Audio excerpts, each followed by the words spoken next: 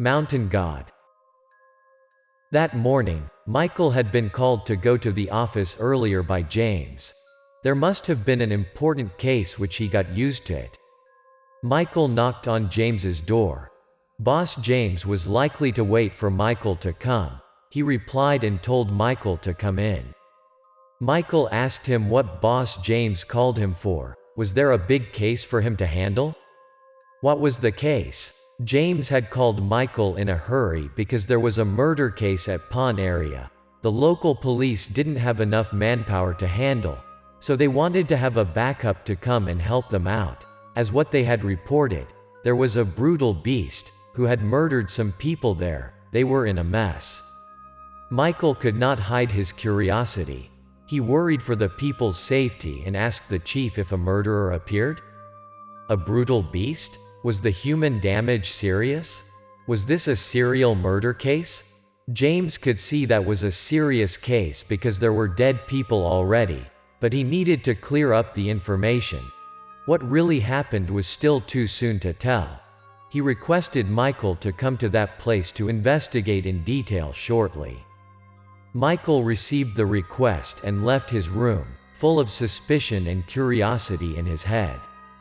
Andrew had tagged along with Michael that time. The two drove to the Pond area to check the crime scene. Hearing that he was following a serial killer case, Andrew was surprised. He had never taken any cases like that before, but heard about that. He was unable to hold his curiosity. He asked Captain Michael that if he believed there was that such brutal tribe in the world. Michael replied that he had heard that some witnesses saw the tribe in the northeast area. The governor had sent some scientist crew there to search, but there was nothing to prove that the indigenous tribe was existing or not. Michael had heard the news and media. Everything was just a rumor. Andrew made a joke that if the murderer case they were investigating somehow related to the indigenous tribe, that might be a piece of mind-blowing news to the media. Michael had been tired of the long-distance driving. He had fallen to his seat and passed out. He didn't really hear what Andrew was talking about. He drowsily replied that he didn't think of that. 80% of that was a huge kind of animal, and that must have been rumored by people around. He wanted to take a snap. He asked Andrew to wake him up once they reached there. Michael didn't know how long he had felt asleep. A hastened break woke him up out of the blue. Michael grumbled at Andrew that he wasn't careful enough. They have nearly had a car accident by that. Andrew told him that if he could check how difficult the road was at that moment, he could first scold Andrew. Michael gave his eyes out of the glass windows. He had to take a deep breath. The car drove through a curvy road. In front of them was a small path. Next to them was the high cliff. There was no fence. The road condition was really bad. Just a carelessness. Two of them could fly out off the cliff with the car in no time. Michael pulled himself together, reminded Andrew to stay focused, and took a slow drive. The two of them took 2 hours to drive to Pond Town. Pond was a small town. Merely a few dozens of families have lived there. There was an old police officer there. They were really in need of resources. The old police officer took Michael and Andrew to the crime scene first to check out the bead bodies. He asked them to come after him to a room. There was no morgue in the town. The dead bodies had been put in a room that functioned as both cell and storage. Once stepping to the room, Andrew had to shout out about the terrible smell. The smell of blood rose to the noses. No one could be comfortable with the rotten there. Michael took on his gloves and opened the canvases which were covering those dead bodies out. In the bed, there was a dead man's body. He was in his 30s. There was a terrible wound in his body. Looked like he was torn apart by a huge beast. The second dead body also got the same situation. There was a scratch behind his back. His flesh was exposed out. The scratch was really deep, exposed the bone inside, under the skin. The third dead body got a scratch in his belly.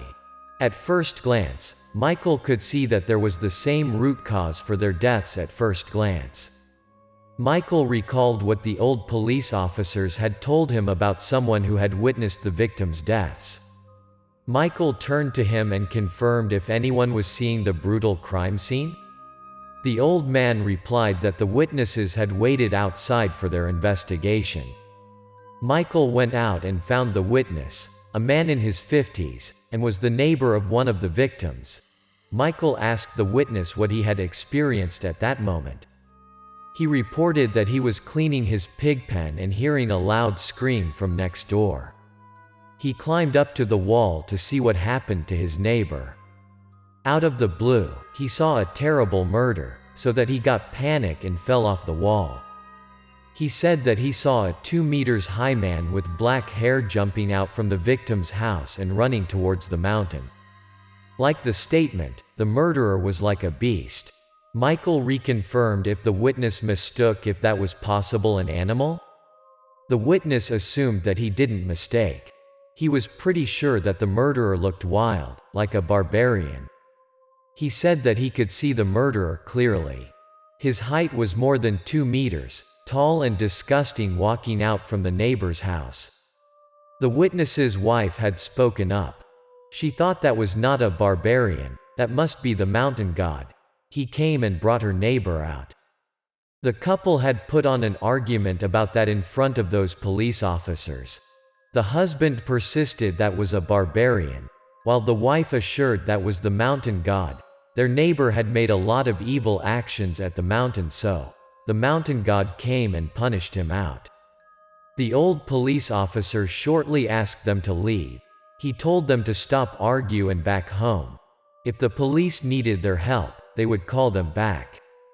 Michael could read the scene. He asked the old police officer what the victims looked like before he died and what was wrong with their personalities so that his neighbor didn't seem to like them. It turned out the victims were all bad guys and really troublemakers in the town. People believed that they reap what they sow. The old police officer replied that people had rumored that the mountain god came to punish them. Then, Michael asked the old police officer to take them to the mountain to check out any lead left or any traces of the indigenous tribe. The old man led the way for them shortly.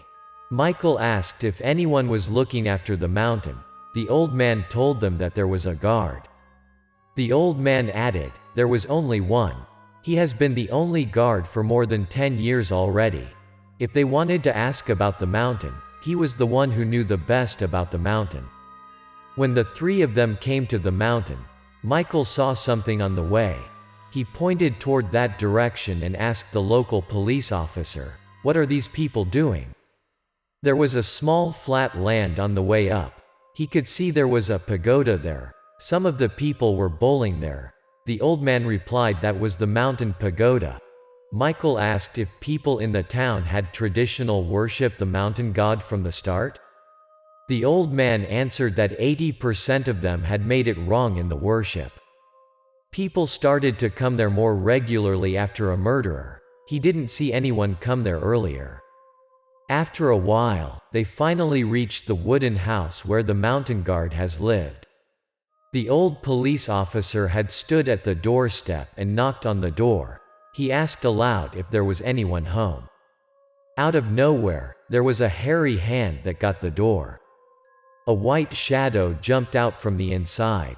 Michael quickly took out his gun and pushed the old police officer aside as his instinct. Looking more carefully, that was just a monkey. Michael gave a relieved sigh. He saw someone went out of the house with a gun in his hands. Michael turned around to find his gun, faced with a gray-haired old man. He shouted to the old man to put the gun down. Dominic, the old man, had seen Michael in his police officer's uniform, so he put down the gun. The old police officer spoke up to calm them down. Dominic put the gun down. The police officer, Michael, came to investigate the serious case that just happened in the town. Michael needed to ask him some questions. Hearing what the old local police officer said, Dominic didn't say hi to Michael or the other but silently stepped into the house first. The old police officer had to invite Michael and Andrew to come in and found a seat. He explained that Dominic has lived by himself in the remote mountain, so he was a bit weird. That was likely an empty house. There was nothing inside. Dominic had lived there by himself indeed. The only interesting things to everyone in the house at that moment were the old pictures hang on the wall. Those might be Dominic's photos when he was young. Michael went straight to the point and asked Uncle Dominic if he has ever seen an indigenous tribe in the mountain. That was a bit surprised that what Uncle replied to them was very similar to most of the people in the town. He was supposed that the killer did not belong to any tribe. That was the mountain god. The mountain god had come and punished the bad people in the town. Andrew felt that the old man must have been superstitious, so he wanted to widen the old man's thoughts. He told Uncle Dominic that he shouldn't be that superstitious. Moreover, police could handle the bad guys. People in the town didn't need to ask for mountain god's help.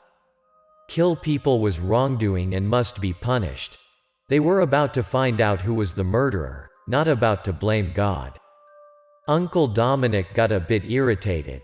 He replied what the police could do and how much they could handle the situation. Michael could read the scene. He sensed some irony from Uncle Dominic's words. He spoke up to Uncle Dominic that if he needed police to handle something for him, just let him know. The police officers were always there. Uncle Dominic didn't want to talk to Michael.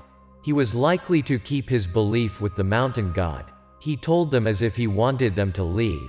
Mountain god was going to sort things out for him. He hadn't the police to help anything. If there was nothing left, they should leave. Michael stood up and tended to leave, but he heard something from behind. He saw there was a room there which had been locked with a big lock. Michael and Andrew touched their guns for sure and asked the old man what was it inside the room. The old man faced down, sadly replied to them that was his daughter in the room. The old police officer stopped Michael there. He was likely to know something about that. He cleared the scene that Michael should not worry. Dominic's daughter had been locked inside the room. Michael asked why he has locked his own daughter out. The old police officer took Michael outside, then told him they had done enough for that day. He would tell him everything outside. Uncle Dominic followed them to the doorstep and looked after them to leave before he backed inside the house. At that moment, the old police officer had told Michael not to get angry with Dominic, who was always a bit out of temper and weird. Michael felt that the old police officer had hidden something from him. He asked why Uncle Dominic had a grudge against the police. The old police officer gave a sigh and told Michael about Dominic's daughter case. A few years ago, Dominic's daughter had been raped by some of the bad guys in the town. As a result of that, she went crazy. To keep his daughter from running around the town and might hurt her and the people in the town, Dominic has locked his daughter inside the room. Michael got mad at that moment. He asked why the old police officer didn't take any action. The old police officer had replied angrily that he was unable to control everything. He had handcuffed those bad guys to the province office, but they had been released after a few days. One of the rapists was a close relative of the city officials. They had lorded it over us. The old police officer had nearly lost his job after that case. His small hands were unable to expose anything. The three police officers walked down the mountain. They saw a rabbit and pheasant flew out of the wood. They looked very scared.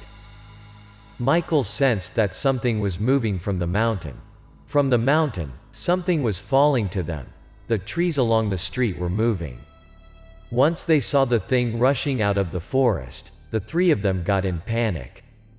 That was a 2 meters barbarian with black hair who had run from the mountain. He plunged into the three of them. Michael and Andrew took out their guns and fired at the same time. The barbarian looked rude. He had his thick skin and fur so that those bullets could not touch him. He plunged into them, used his sharp fingernails to scratch Michael's chest. Michael fell to the ground. The barbarian turned to grab Andrew and attach him. Michael tried to keep his consciousness. He pointed the gun up, watched the barbarian's head, and fired. He shot the barbarian in the head. The barbarian shook his head a few times, then fell off next to Andrew. Michael wanted to stand up and check if Andrew got any injury, but he realized that he could not move. Someone was shooting as well at the hillside and nearly hit him. Michael tried to gun up and watch the hillside to see who that was, but he was passed out shortly. He forgot that his gun had been run out of bullets. He drowsily saw a man walking down from the hillside with a gun in his hand. He looked like a hunter. After he closed his eyes, he heard a gun sound, which must have been from Andrew. The old hunter was likely the one who shot. Once Michael awakened, he was in the hospital. Michael and Andrew were both alive after getting severe injuries. Thanks to the old police officer. If he had not run down the mountain and called people for help, they must have died already. James came to pay them a visit and told them that they had solved the case. The old hunter had worked at the circuit when he was a little. He had learned how to communicate with the animal and had come to the mountain to guard there when he was old. That was Dominic, the old man. After his daughter's case, he could not go down the town and kill those bad guys with his own hands to take care of his daughter. He had trained a black bear and clothed him as a barbarian, then spread out the town about the mountain god stories so that people could believe that was the punishment of the mountain god. The old hunter had been hit by Andrew's bullet and died already. James had brought the crazy daughter to the psychiatric hospital to have better treatment. He also looked for those bad guys and the powerful man who was behind all of those and covered the old case. We wanted to bring everything to light and bring back peace and justice in the city to make sure nothing regrettably happened.